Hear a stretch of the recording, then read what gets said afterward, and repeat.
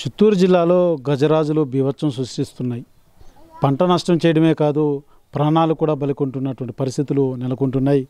గజరాజులు అంటేనే రైతాంగం ప్రజలంతా కూడా గజగజలాడిపోయేటువంటి పరిస్థితులు ఇటీవల చోటు చేసుకుంటున్నటువంటి పరిస్థితి. ఇప్పటికే మనం చూసాం. నారావారిపల్లి సంబంధించినటువంటి కందివారిపల్లిలో ఉండేటువంటి రాకేష్ అనే వ్యక్తి యువకుడు కూడా ఏనుగుల దాడిలో మరణించినటువంటి పరిస్థితి. ఆ తర్వాత రంగంపేట సమీపంలో కూడా ఓ ఏనుగు తొక్కి చంపినటువంటి పరిస్థితి. ఆ రైతును చంపిన తర్వాత రాష్ట్ర ప్రభుత్వం దాని మీద స్పందించి ఏనుగులు కట్టడి చేసేందుకు కుంకి ఏనుగులు తీసుకురావాలన్న కూడా ప్రతిపాదన కూడా తీసుకురావడం జరిగింది.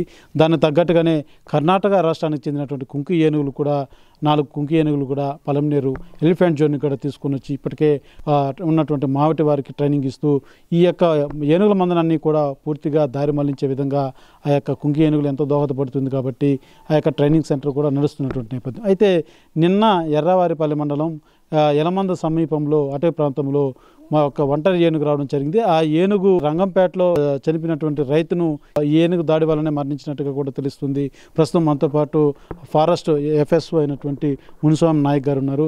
ఈయనతో పాటు మరొక ఆఫీసరు ప్రసాద్ అనే ఆయనకు కూడా గాయాలైనటువంటి పరిస్థితి. వీళ్ళిద్దరూ కూడా నిన్న ఫాస్ట్లో వచ్చినటువంటి ఒంటరి ఏనుగును దారి మళ్లించేందుకు, దాన్ని పహారా కాసేందుకు వెళ్ళారు. ఆ ఏనుగు ఎక్కడ సంచరిస్తుందో, ఎక్కడికి వెళ్తుందో మానిటైజేషన్ చేసేందుకు వీళ్ళు వెళ్ళడం జరిగింది. అయితే వీరి మీద ఒక్కసారిగా ఏనుగు దాడి చేసినటువంటి పరిస్థితి ఒకసారి మనం చూడొచ్చు. మునిస్వామి నాయక్ గారికి కాలు కూడా పూర్తిగా డ్యామేజ్ అయ్యి బోను కూడా చిట్లేట్టుగా కూడా వైద్యులు తెలియజేసినట్టుగా తెలుస్తుంది. ఇప్పటికే కదలలేని పరిస్థితిలో కాలు కూడా ఆయన కూర్చొని ఉన్నటువంటి పరిస్థితి. కాలుతో పాటు చేతికి కూడా గాయమైంది. అయితే త్రుటిలో ప్రాణాపాయ స్థితుల నుంచి కూడా వీరు ఆ ఏనుగు వద్ద నుంచి బయటపడినటువంటి పరిస్థితులు వీళ్ళు ఎదుర్కొనడం జరిగింది. ఒకసారి మనం సార్తో మాట్లాడేటువంటి ప్రయత్నం చేద్దాం. సార్ చెప్పండి, అసలు ఏం జరిగింది? ఆ ఏనుగు మీ ముందుకి ఎలా దాడికి ప్రయత్నించింది? ఆ సమయంలో మీ పరిస్థితి ఎలా ఉంది సార్ ఫారెస్ట్లో? సరే, ముందుగా ఓఎస్కొల్లపల్లి విలేజ్ దగ్గర బత్తలగుట్ట అనే రెవెన్యూ గుట్టలో ఏనుగు ఉన్నట్టు విలేజర్స్ ఫోన్ చేసి చెప్పారు మా ఎఫ్ఆర్ఓ గారికి. మా ఎఫ్ఆర్ఓ గారు వెంటనే ఈటీఎఫ్ టీం మొత్తం వచ్చేసి ఆడికి వెళ్ళాము. వెళ్ళిన తర్వాత 3 గంటల నుంచి అబ్జర్వేషన్లో ఉండింది. మళ్ళీ 5 గంటలకు అది ఎట్లా పోతుంది మూమెంట్ కోసం అబ్జర్వేషన్ చేస్తూ ఉన్నాము. అబ్జర్వేషన్ చేస్తూ ఉంటే 5 గంటలకు అది దిగి వెళ్తూ ఉన్నింది. మేము దాన్ని ఒక 100 మీటర్ల దూరంలో డిస్టెన్స్లో మెయింటైన్ చేస్తూ దాంతోపాటు వెనకాలే ఉన్నాము. అది దాన్ని దారి మళ్ళించే ప్రయత్నంలో అది ఉన్నట్టుండి ఒక్కసారిగా మా పైన 60 కిలోమీటర్ల వేగంతో మా పైకి వచ్చింది. మా ప్రాణాలు రక్షించడానికి కోసం ఆ గుట్ట ప్రాంతం నుంచి లోయలో దిగి వెళ్ళిపోయాము. మాకు ఏనుగులు 20-30 మీటర్ల దూరంలోనే మా ప్రాణాలతో భారీ తప్పించుకున్నాము. ఇదంతా ఎన్ని గంటల సమయంలో జరిగిందండి? నిన్న ఏ టైంలో జరిగింది? ఆ యొక్క ఏనుగు మిమ్మల్ని ఏమైనా గుర్తించడం, అంటే ఆ మనిషి స్మెల్కి కూడా అది పసిగట్టేటువంటి విధానం కూడా ఏనుగు ఉంటుంది అంటారు, అది ఎంతవరకు వాస్తవం? అవును, ఏనుగు వాసన పట్టేస్తుంది. ఒక 100 మీటర్ల దూరంలో మనుషులు మన దగ్గర వస్తూ ఉన్నట్టు, మూమెంట్ ఉన్నట్టు అది అబ్జర్వేషన్ చేస్తుంది. రంగంపేటలో కూడా ఇదే ఏనుగు రైతును తొక్కి ఆ రైతుల మీద దాడి చేసి కూడా చంపినట్టుగా కూడా భావిస్తున్నారు. ఇది వాస్తవం అంటారా? ఈ ఏనుగు అదే అనేసి భావించడానికి ఉందా? ఆ ఏనుగు కాదు, ఆ రంగంపేట దగ్గర దాడి చేసిన ఏనుగు అది పలమనేరు ఏరియా నుంచి వచ్చిన ఏనుగుల గుంపు. ఇది వచ్చి బాగ్రాపేట రాజంపేట ఆ పక్క ఏరియాలో ఉండే ఒంటరి ఏనుగు. ఇదే ఒంటరి ఏనుగు బాగ్రాపేట దగ్గర ఒక రైతు పైన కూడా దాడి చేసింది. అంటే సహజంగా ఎలా ఉంటుంది ఒంటరి ఏనుగు అంటే దాని ప్రవర్తన ఎలా ఉంటుంది? అంటే మామూలుగా ఒంటరి ఏనుగు ఉంటే అది ఏమాత్రం చెప్పేటి, మనం ఎంత దాన్ని కంట్రోల్ చేసినా కానీ అది వినేటువంటి పరిస్థితి ఉండదు అనేది కూడా చెప్తూ ఉంటారు. అది ఎంతవరకు వాస్తవం? ఒంటరి ఏనుగు ప్రవర్తన ఎలా ఉంటుంది? అది ఒంటరి ఏనుగుని మనం ఏదైనా డిస్టర్బ్ చేస్తే అది మనకే అపాయము. ఒంటరి ఏనుగు దగ్గరికి వెళ్ళడం తప్పు. అది ఒంటరి ఏనుగును దూరం నుంచే ఉండి దాని మూమెంట్ని అబ్జర్వేషన్ చేయాలా, అంతేగాని దాని దగ్గర పోయి ఆకాశులు టపాసులు వేయడం అది తప్పు. అది దాని మూమెంట్ని బట్టి మనం ఫాలో అవ్వాలి. ఇది అంటే గుంపు నుంచి ఇది వేరైపోయిందా, లేకపోతే ఆ యొక్క గుంపు నుంచి వేరైపోయిన తర్వాత ఆ యొక్క గుంపులో చేరలేక దారి మర్చిపోవడమో, లేకపోతే ఇలాంటి సిచ్యువేషన్ వల్ల ఇది ఒంటరిగా సంచరిస్తుందని భావించవచ్చా? ఈ ఒంటరి ఏనుగు రాజంపేట ఏరియా నుంచి వచ్చిన ఒంటరి ఏనుగు ఇది దాదాపు 5-6 నెలలుగానే ఒంటరిగానే ఉండదు. ఇప్పుడు కూడా గతంలో ఒక వారం ముందు ఉస్తికాల్పెంట పించ జిల్లేలు మంద ఏరియాలో ఉన్నింది. అక్కడ నుంచి ఇది రాంగ ఉస్తికాల్పెంట దగ్గరికి వచ్చేసి ఓఎస్ గొల్లపల్లి విలేజ్ మీదుగా రెవెన్యూ గుట్టలోకి వచ్చి ఉన్నింది.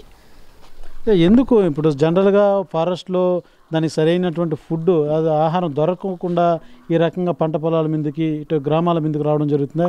ఎందుకు ఈ రకంగా వస్తుందని భావించాల్సి ఉంటుంది? అది అడవిలో ఫారెస్ట్లో దొరికే ఆహారం కంటే కూడా బయట విలేజెస్లో ఊర్ల గ్రామాల్లో దొరికే ఆహారం ఇష్టంగా ఉన్నట్టు ఉండేది వాటికి. సార్, మీరు జనరల్గా నైట్ టైంలో కూడా ఏదైనా ఏనుగు సంచరిస్తున్నట్టు సమాచారం వస్తే మీరు వెంటనే వాటిని దారి మళ్లించేందుకు అనేక ప్రయత్నాలు చేస్తూ ఉంటారు. ప్రాణాపాయ స్థితి కూడా ఏర్పడుతుంది ఒక్కొక్క సందర్భంలో. మీకు ఎలా ఉంటుందండి అంటే నైట్ టైంలో డ్యూటీ చేయడం కానీ, ఈ రకంగా ఏనుగులు దారిలో ఏదైనా ఎదుర్కోవాల్సి వస్తే అసలు మీ డ్యూటీ విధానం, మీ పరిస్థితులు ఎలా ఉంటాయండి ఆ సిచ్యువేషన్లో? ఇప్పుడు డిపార్ట్మెంట్ అనగా ఫారెస్ట్ అంటేనే డ్యూటీ ఎప్పుడైనా పోవాల్సిందేను. 24 గంటలు డ్యూటీలోనే ఉండల్లా.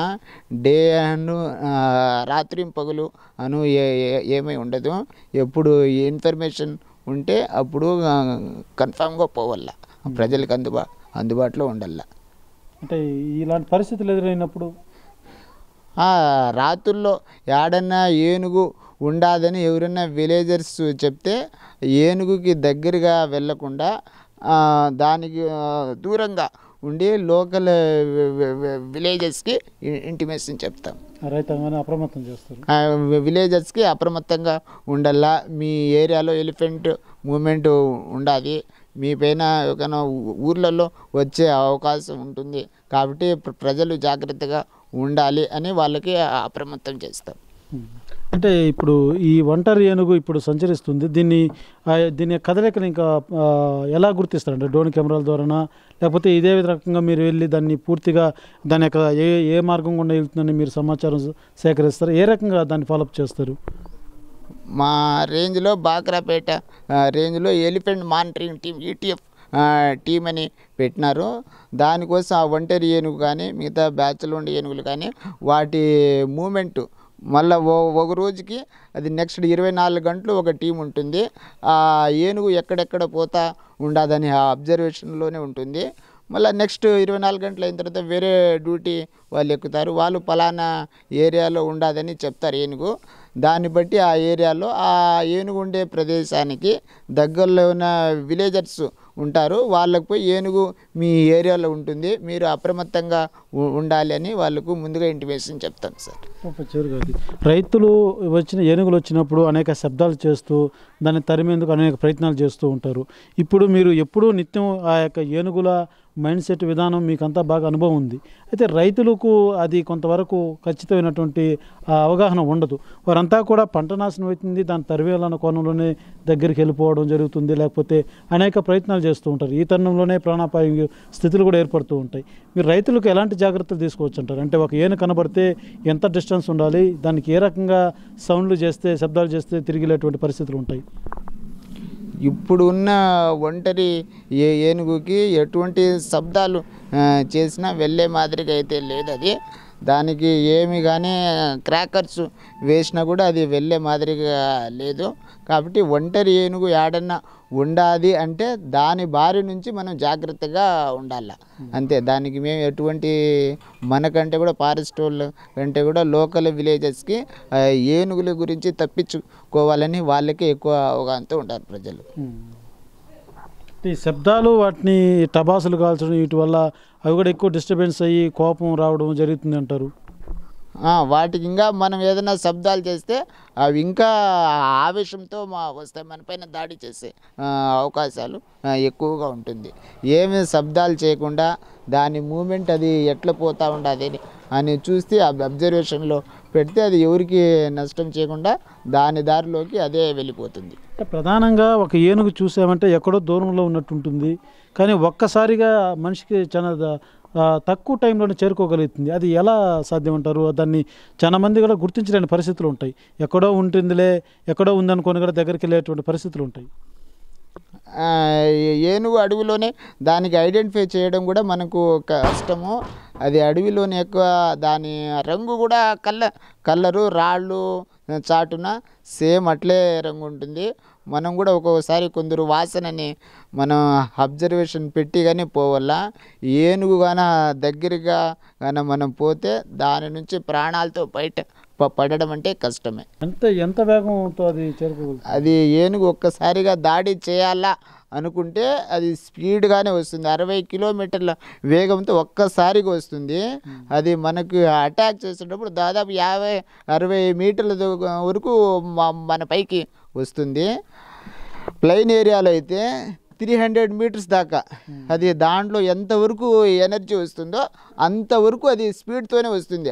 ఆ ఎనర్జీ లెవెల్ దాంట్లో ఆగిపోతే ఇంక అది కూడా ఏమి చేయలేమనే పరిస్థితుల్లో అది ఆగిపోతుంది. ఫైనల్గా అండి, నిన్న మీరు ప్రాణాపాయ స్థితి నుంచి బయటపడినట్టు చెప్పుకోవాలి. ఎందుకంటే ఆ యొక్క ప్రాంతంలో ఆ అటవీలో సానుకూలంగా పరిగెత్తే దానికి కూడా వెసులుబాటు ఉండదు. ఎందుకంటే అంతా రాళ్లతో కూడుకున్నటువంటి ఎత్తు పొలాలతో కూడుకున్నటువంటి ప్రాంతంగా ఉంటుంది ఫారెస్ట్లో. అలాంటి నిన్న జరిగినటువంటి ఆ టైంలో మీ పరిస్థితి మీకు ఎలా అనిపించింది? మేమున్న ప్రదేశంలో గుట్టది, రెవెన్యూ గుట్టలో ఎంతసేపు మనం సేఫ్టీ ఉండే ప్లేస్ని ఎంపిక చేసుకొని అక్కడే ఉంటాము. మాకు అది ఏదో ఒక రకంగా ఉన్నట్టు ఉండి జరిగిన అది అంతేను. మాకు ఏనుగు 20 మీటర్ల దూరంలో తప్పించుకొని వచ్చేసినాము. ఒక రకంగా ప్రాణాలతో బయటపడినారా? దాని బారి నుంచి మా ప్రాణాలు మేము రక్షించుకున్నాం. చూస్తున్నాం అతి దగ్గరగా సమీపంలోకి ఆ యొక్క ఏనుగు రావడం, వీరంతా కూడా ఎటు పోవాలో అర్థం కాని పరిస్థితి ఏర్పడింది. అటుగా మార్గం ఏదైతే డౌన్గా ఉన్నటువంటి ఆ ఎత్తు పొలాలు, రాళ్ళు రప్పలుగా ఉన్నటువంటి ప్రాంతంలో వీరంతా కూడా పరుగులు పెట్టి వాళ్ళ ప్రాణాలు కాపాడుకునేటువంటి ప్రయత్నం చేసినటువంటి పరిస్థితి. ఈ నేపథ్యంలోనే ఆ యొక్క ఎవరికైతే మున్స్వామి నాయకుకు కాలుకు చేతికి కూడా బలమైన గాయాలు జరగడం, అదే రకంగా ప్రసాద్కు కూడా చేతికి బలమైన గాయం జరగడంతో ఆయన కూడా హాస్పిటల్లో ఉన్నట్టుగా తెలుస్తుంది. అయితే నిన్న ఈ జరిగినటువంటి ఇన్సిడెంట్ మాత్రం ఒకసారి అధికారులు కూడా భయాందోళనలోనేటువంటి పరిస్థితి నిన్న నెలకొందని చెప్పలేదు. ఎందుకంటే ఆ ఒంటరి ఏనుగు దాని ప్రవర్తన కూడా విచిత్రంగా ఉంటుంది. అది ఏమాత్రం కంట్రోల్లో మైండ్ సెట్లో ఉండేటువంటి పరిస్థితులు ఉండవు. ఒంటరి ఏనుగు మందని మిస్ అయిపోయి అది తీసుకునేదే నిర్ణయం, అది చేయాలనుకునేదే పనిగా దాని యొక్క మైండ్ సెట్ విధానంతో ఉంటుంది. అది మదమెక్కినటువంటి అహంకారంతో పూరితంగా కూడా వ్యవహరిస్తుంది. అటువంటి సిచ్యువేషన్లో మనిషి ఏది అన్నదాన్ని తేడా దానికి ఉండదు. కేవలం టార్గెట్ నా మీదకి వస్తుంటే చంపాలా అన్న కోణంలో కూడా దాని యొక్క ఆలోచన పరంగా అయినటువంటి విధానం ఉంటుందంటూ కూడా అధికారులతో తెలియజేస్తున్నటువంటి పరిస్థితి. అయితే ఈ యొక్క కుంకి ఏనుగులు తీసుకొని వచ్చిన తర్వాత ఇంకా రానున్నట్టు రోజుల్లో ఉన్న అటు ఆ రైతాంగానికి, అటు ఫారెస్ట్ అధికారులకు కావచ్చు, ప్రాణాలు కోల్పోయినటువంటి కుటుంబాలు కూడా ఇప్పటికే మనోవేదన చెందుతున్నటువంటి పరిస్థితి. అయితే ఈ కుంకి ఏనుగులు మాత్రం రానున్నటువంటి రోజుల్లో ఏ రకంగా ఈ యొక్క కష్టాల గజరాజుల కష్టాల నుంచి బయటపడేస్తుందో వేచి చూడాల్సిన పరిస్థితి మాత్రం నెలకొందని చెప్పాలి. కెమెరా పర్సన్ కోటితో సురేష్, RTV, పీలేరు. ఇండియా పాకిస్తాన్ తాజా అప్డేట్స్ కోసం డౌన్లోడ్ చేసుకోండి RTV లైవ్ యాప్.